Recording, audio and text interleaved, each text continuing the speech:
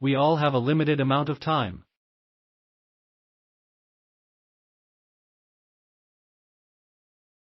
With 24 hours in a day, minus 7 to 8 hours of sleep, how many time-worthy activities do you do in the remaining 16 to 17 hours every day?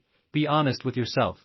Do you spend every minute and hour of your day on activities that are truly worthwhile? How many hours do you spend scrolling through social or on television? How many hours do you spend working with laser focus? How many hours do you actually spend talking to your family or playing with your kids? If you spend more than half of your time on things that aren't very important, it's alarming. This can imply that you have already wasted half of your life. In this article, you will learn about the concept of time-worthiness and discover the strategies for making the most of the limited time we have available.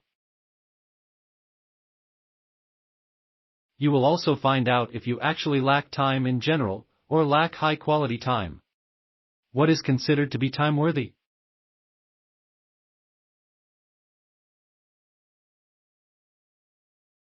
There is a right time for everything, and a wrong time for everything else.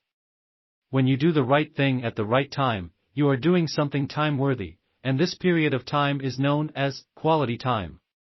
These are the principles for what creates real, quality time. The first principle is WHE.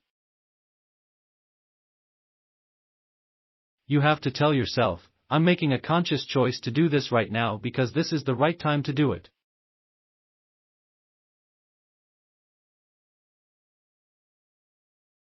I respect this by not allowing the wrong things to get in the way.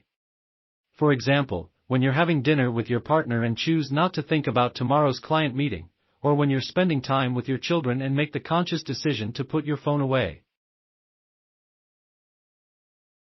Quality time is time spent with intention. That is, you don't get quality time by chance. And this aligns with being authentic. With intention means that you have a sense of focus and purpose in what you're doing, and thus do it deliberately.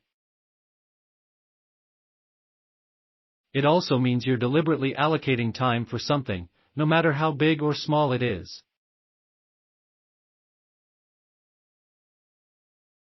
His is the opposite of simply going with the flow, without real focus, which happens when you don't know what you want and instead focus on the next thing.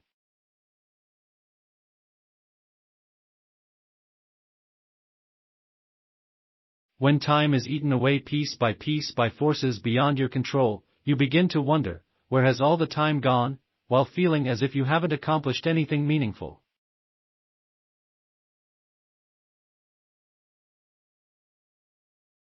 Now, this doesn't mean that there must be a goal to be achieved at every moment. It doesn't mean you have to be productive or efficient 24 hours a day. You can have 10 minutes to just relax and stare out the window. But instead of spacing out for half an hour without realizing it, you do it with intention. When you do it on purpose, you will feel truly rested, whereas when you don't, you will likely beat yourself up for being lazy. One is in control, while the other is not.